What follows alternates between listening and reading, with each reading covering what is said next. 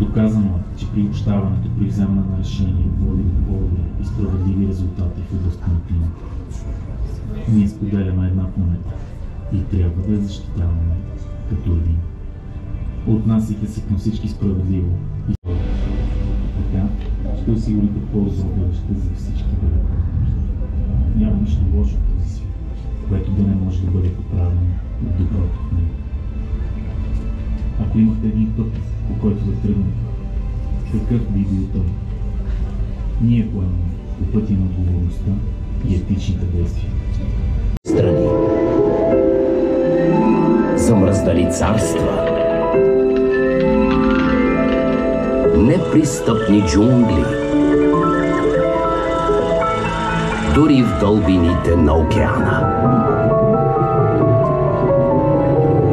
Ала накрая винаги оставала сама.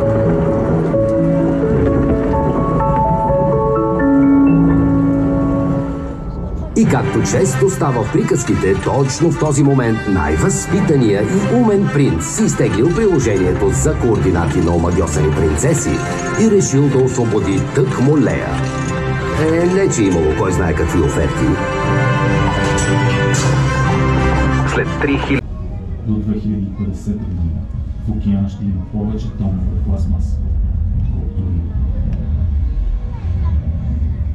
Едно прекрасно пластмасово бъдеще за нашите деца. Но не само природата е близка. Голяма част от човечеството вече съществува на ръба. Никой не знае каква съдба са предначертали звездите за всяко от тях. И това, което ние, хората, завещаваме, е реално. И съвсем не е приятно.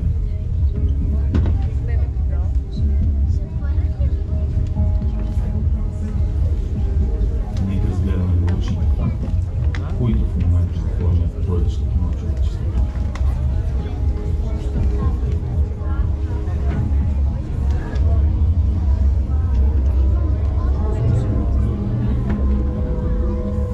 Климатичните промени вече са тук. През последния век нивата на водата на Земята са се повишили между 17 и 23 см. Между 1990 и 2020 година са унищожени около 420 милиона хектара гори. Територия, почти равняваща се на площта на България, умножена по 4. Земеделската дейност е причина за над 50% от глобалното обезлесяване, главно заради производството на палмово масло и соя. Въпреки това, 1/3 от храната, произведена за човешка консумация в световен мащаб, се губи или разхищава. Цялата произведена, но никога не изядена храна би била достатъчна, за да изхрани 2 милиарда души. Над 2 пъти повече от броя на недохранените хора по света.